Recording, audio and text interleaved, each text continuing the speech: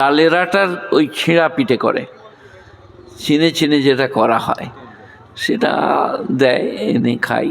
উনিই করেন খেদমত।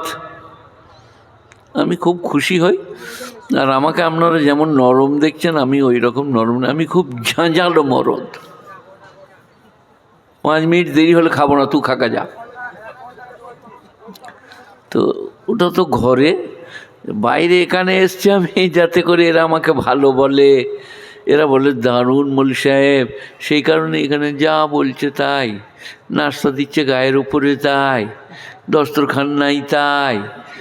এখানে বলছি আলহামদুলিল্লাহ, মারাত্মক খেদমত।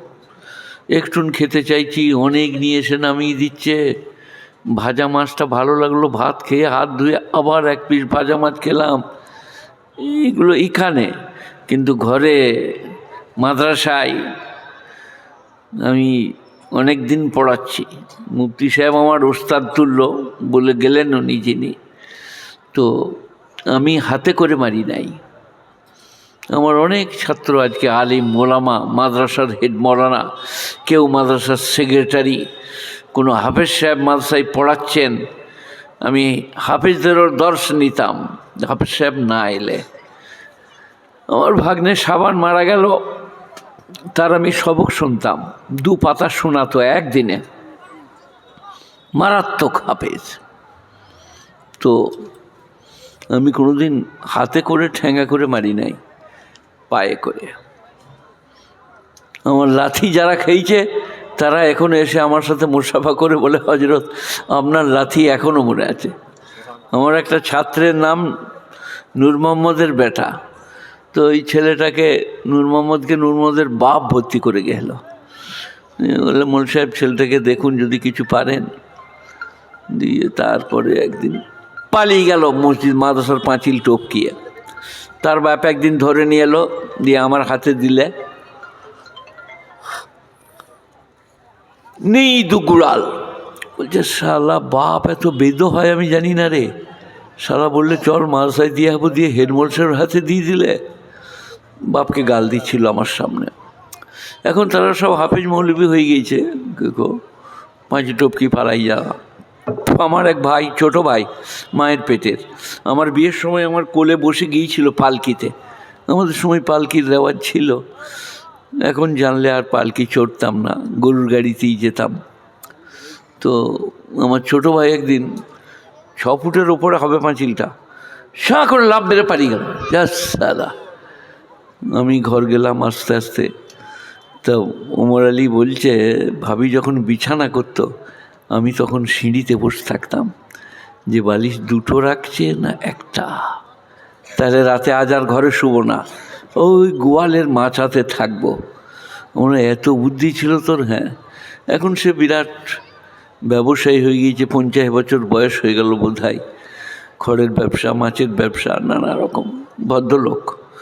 আমি যখন পড়েছিলাম আমার লেগে রোজ একদিন পর পর মুরগি মাছ, দেশি ঘি। এই যে ঘিয়ের পরোটা বললাম, আমার ভাই 500 কেজি ঘি এনেছিল। আপনাদেরকে কোনটা বলবো না বলুন।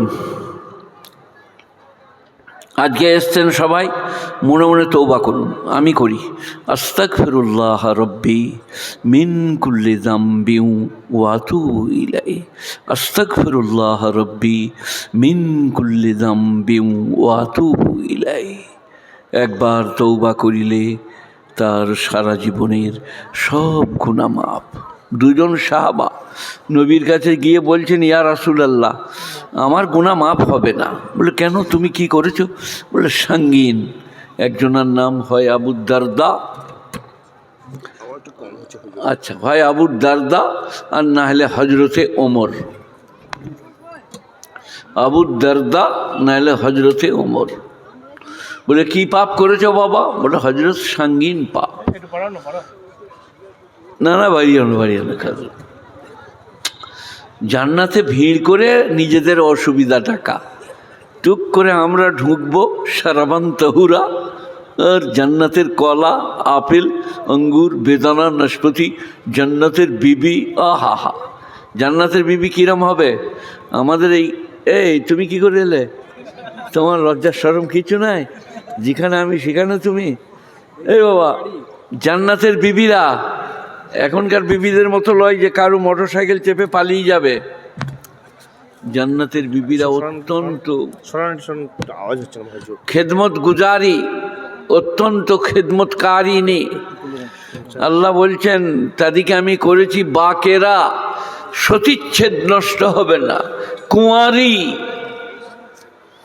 উরবানলে আতরাবানলে সুল্লাতুম মিনাল আউয়ালিন সুল্লাতুম মিনাল আখিরিন। আসহাবুশ শিমাল মা আসহাবুশ শিমাল ফি সামুমিন ওয়া হামিম ওয়া যিল্লিম মিন ইয়াহমুম লা বারিদিন ওয়া লা কারীম ইন্নাহুম কানু ক্বাবলা যালিকা মুতরাফিন ওয়া কানু ইউসিররুনা আলাল হিনসিল আযীম। বিবিদিকে আমি তৈরি করবি তৈরি করার মতো। কামসালিল লুলুইল মাকনুন, গোয়াকে ও চন্দ্রকান্তি মতি। লুলু ওয়াল মাকনুন, চন্দ্রকান্তি মতি, ঝকঝক চকচক করছে। আর এখনকার বিবিদের মতো লয় তো। কি মঙ্গলবারই বিয়ে করেছে, বুধবারই অন্যজনের মোটরসাইকেল চেপে পালিয়ে গিয়েছে। ও খালি করে চেয়ে আছে আগ বাড়ি দিয়ে। কি হলো ভাই? বলে আমার স্ত্রী এই আগ বাড়ির এই ভেতর দিয়ে চলে গেল মোটরসাইকেল চেপে, ছাঁ করে। যে কপালে যা ছিল তাই হয়েছে, যা ঘর যা। জ্যোতিবাবু একবার প্লেনে আসছেন, আমি পেপারেতে পড়লাম, তো সব লোকরা উঠাউঠি করছে। জ্যোতিবাবু বললেন কি হয়েছে বাবু? বই পড়ছিলেন, বইটা বন্ধ করে। বললে ইঞ্জিনের, এরোপ্লেন ইঞ্জিনে কি গোলমাল হয়েছে, আগুন লেগেছে বলছে। বইটা বন্ধ করে দিয়ে বললেন যা হবার তাই হবে। বলে আবার পড়তে লাগলেন। আমার কথাটা খুব ভালো লেগেছে।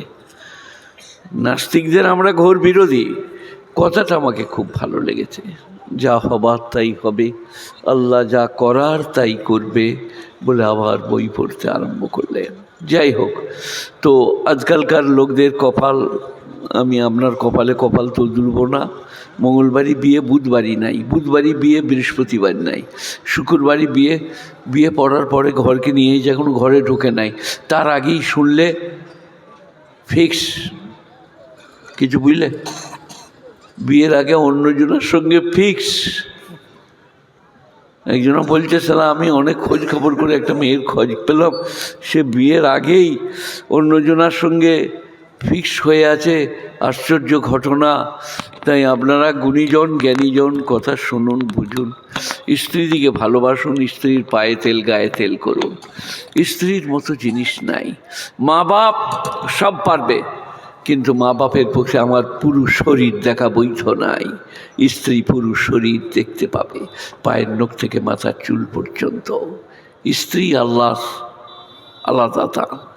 লম তারালিল মুতাহাব্বাইনি মিসলুন নিকাহ। বিশ্বনবী, শ্রেষ্ঠ নবী, শেষ নবী, বৈজ্ঞানিক নবী, দার্শনিক, ফিলোজফার, সাইকোলজার, প্যাথোলজার পয়গম্বর বলছেন বিবির মতো ভালোবাসার মানুষ পৃথিবীতে আর পাবে না।